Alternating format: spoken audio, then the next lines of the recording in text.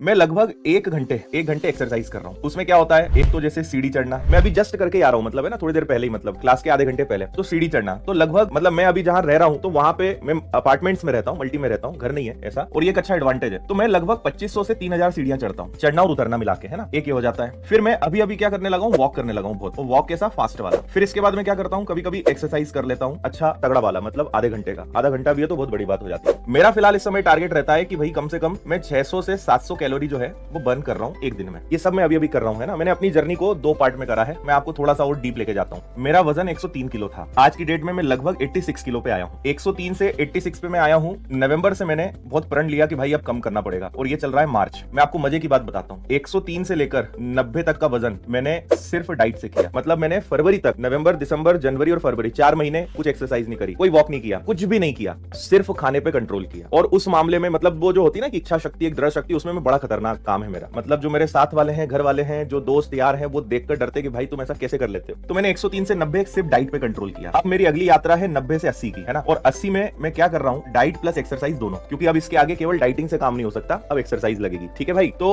86 KG पे मैं आ चुका हूँ, है ना। मेरी हाइट इनके हिसाब से 80 किलो वजन मेरा होना चाहिए, तो मैं 20 किलो ओवरवेट था, 20-22 किलो। अब मैं जो है डाइटिंग और इस पे चल रहा हूँ। ठीक है।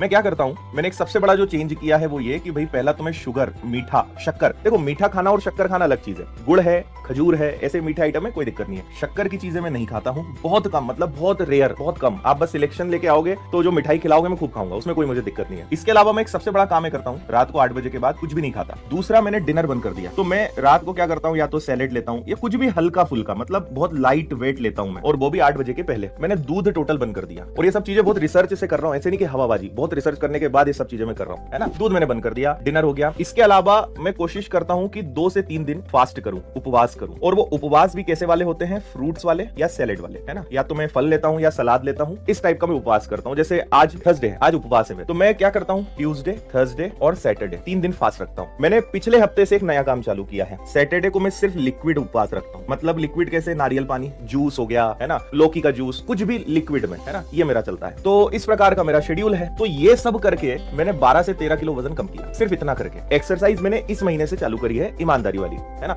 अब मेरा टारगेट है, क्योंकि मुझे पता है कि अब इससे ज्यादा डाइटिंग से कंट्रोल नहीं हो सकता, इसके आगे वजन अब एक्सरसाइज से कम होगा, तो अब मैं उस पर काम कर रहा हूँ।